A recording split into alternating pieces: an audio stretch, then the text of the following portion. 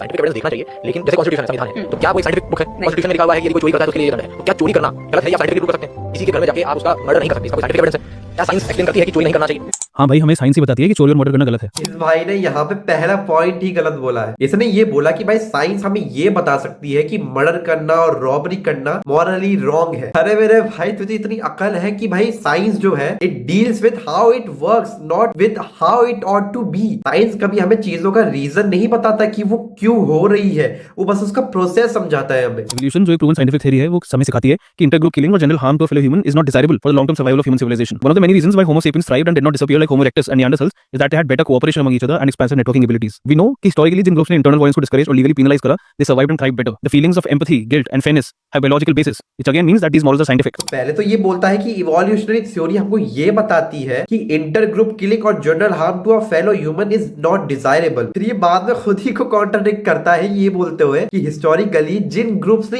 Internal violence को promote नहीं करा, उसको डिस्करेज करा, उसको लीगली पेनलाइज करा, दे सर्वाइव्ड एंड थ्राइव्ड बेटर। तेरे ही शब्दों में अब तुझे एक पॉइंट से और रिफ्यूट करता हूं कि भाई इवोल्यूशनरी थ्योरी हमको एक कॉन्सेप्ट देती है कीन सिलेक्शन का या फिर इन ग्रुप बायस का। और मेरे समझदार डम आदमी, अगर तू इवोल्यूशनरी थ्योरी भी देखेगा ना, तो उसमें अपने ग्रुप को बचाने के लिए किसी और ग्रुप को खत्म करना ये पार्ट ऑफ द प्रोसेस रहा है। और अगर हम सिर्फ एनिमल्स होते ना, तो ट्राइबलिज्म हमें सबसे ज्यादा इवोल्यूशनरी एडवांटेज देता। बहुत सारे विषय होते हैं जिसके पीछे साइंटिफिक रीजन नहीं होते हैं, जैसे आपको डांस करना अच्छा लग रहा है या आपको सिंगिंग करना अच्छा लग रहा है, उसके पीछे साइंटिफिक रीजन नहीं है। अरे मेरे बेलबुद्धि भाई, ये भी हमें साइंस से एक्सप्लेन करती है कि मुझे डांस करने से गाना गाने से अच्छा क्यों लगता है। जब हम डांस करते हैं या गाना गाते हैं तो हमारा ब्रेन डोपामिन, एंडोर्फिन्स और ऑक्सीटोसिन जैसे फील गुड हार्मोन रिलीज करता है, जिससे हमारा मूड अपलिफ्ट होता है और दुख कम। और इसने ये बताया बाद में कि भाई जब हम डांस करते हैं या सिंग करते हैं, कोई भी ऐसी एक्टिविटी करते हैं जिससे फील गुड हार्मोन रिलीज होते हैं, तो दैट एक्सप्लेन्स कि हमें क्यों खुशी हो रही है। लेकिन क्या साइंस हमें ये बता सकता है कि हमारा जो वो फीलिंग है, जो हमें हैप्पी फील हो रहा है, जो हमारा फर्स्ट पर्सन सब्जेक्टिव एक्सपीरियंस है, क्या वो साइंस एक्सप्लेन कर सकता है? इसका जवाब बिल्कुल नहीं है। और अगर तू इसको भी जस्टिफाई करेगा ना और इसको एक्सप्लेन करने की कोशिश करेगा, तो तुझसे बड़ा एथीस्ट बुद्धि कोई नहीं है, यानी गधे की बुद्धि। मैंने इसकी रील से रिलेटेड एक स्टोरी भी डाली थी जिसमें मैंने ये बताया था कि तू इवोल्यूशनरी थ्योरी को अपना मोरालिटी का सोर्स ले रहा है, जबकि अगर हम इवोल्यूशनरी थ्योरी से मोरालिटी का सोर्स लेंगे ना, तो हम भी वैसे ही बन जाएंगे जैसे हिटलर था। उसके एथिक्स भी इवोल्यूशनरी थ्योरी के एक concept survival of the fittest से ही इंस्पायर्ड थे। लेकिन मतलब अपनी लगा कि तो नहीं, मैंने तो कहा ही नहीं कि मैं मोरालिटी का सोर्स ले रहा हूं, मैं तो कुछ और ही बक रहा था। अरे तू कुछ भी बक रहा हो भाई, लेकिन तूने लिटरली ये बताया कि साइंस हमें हर चीज एक्सप्लेन कर सकती है। साइंस हमें कभी नॉन मटेरियल चीज एक्सप्लेन ही नहीं कर सकती, जबकि वो एग्जिस्ट करती है। Consciousness, first person subjective experience,